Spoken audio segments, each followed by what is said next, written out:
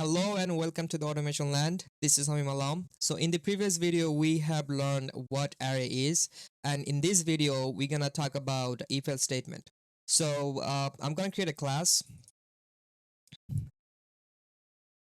Let's say if else statement.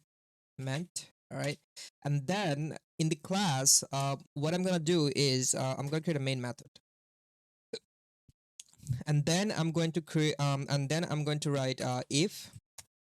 So in the if block, it basically takes a boolean condition. Okay, so we can write like if 1 is less than 2, then sys out I am fine, I'm happy, I'm happy. And then there's gonna be else block right here. So else is gonna be if somehow the condition is not true, then the else block is gonna get executed. All right, and then it's gonna be like I am not happy.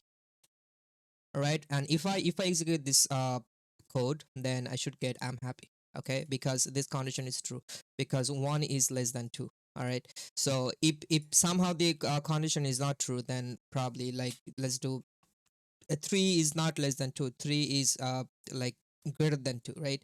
So if I execute this code right now, then what's gonna happen is like this line of the code is gonna get executed. So I'm not happy, right? So that is what the if-else statement is. So it can do if-else statement. So in here you have to provide something that takes that compares something with something, right? So it can be number, it can be like string, it can be anything, right? So it can be like true or false too. So let's do like boolean flag equal to false, right? False.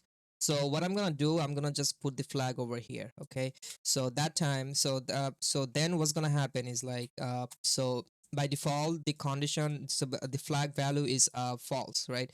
So what's gonna happen is like it's gonna be false, and then the else block is gonna get executed. Okay, so let's say it. So yeah, the else block is gonna get executed. But if it is true, okay, if it is true, then this block is gonna get if block is gonna get executed. Okay, so the if block is gonna get executed. So there is another so there is another sign that you can do. If you do this sign, so that's gonna happen like it's not true.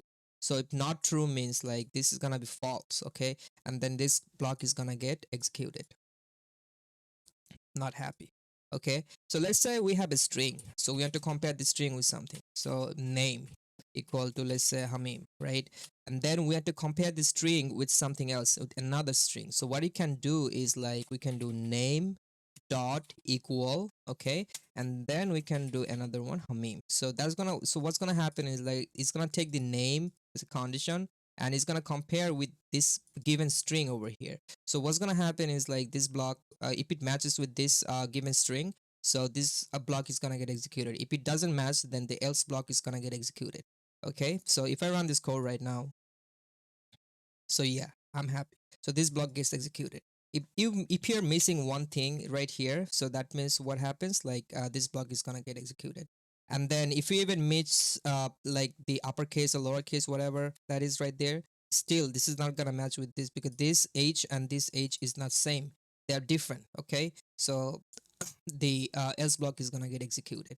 But you can overcome that issue by doing like equal ignore case. So that time what's gonna happen, it doesn't matter like whatever the case over there. So we're just gonna be looking for the character is there or not. And then this block gets executed. And then we have we have a different, so we have another like else if block. Okay, so there's like else if block, so else if block. So that's basically like you're comparing against the multiple values. Okay, so that is, so before we are comparing with one single value, but right now we are comparing, we're gonna compare against multiple value. So we can do like same, name dot equal ignore case equal to let's say cat. All right, and then sys out this is cat. All right, and then we can write another else block right here, name equal ignore case equal to let's say milk. All right, milk. And then we can do this is milk. All right, So that's how it works. And then at the end you can have else block. If you don't like, if the value doesn't match with anything else, then this block is gonna get executed. All right. So the value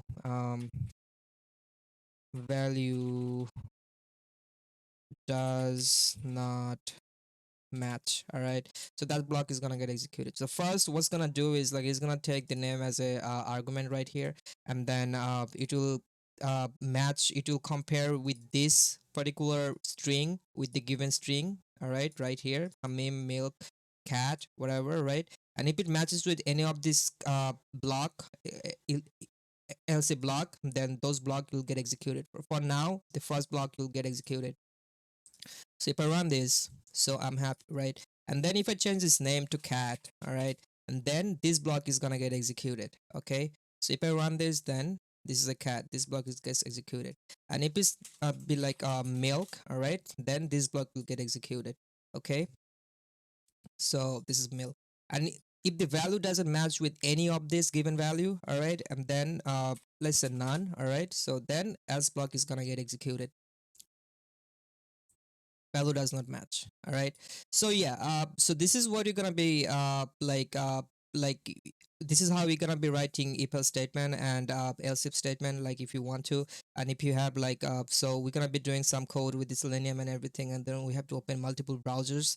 And we can use the else if statement to match with the particular browser name, and we can execute the block of the code that we want to open this particular browsers. All right, so yeah, this is all about the if else statement.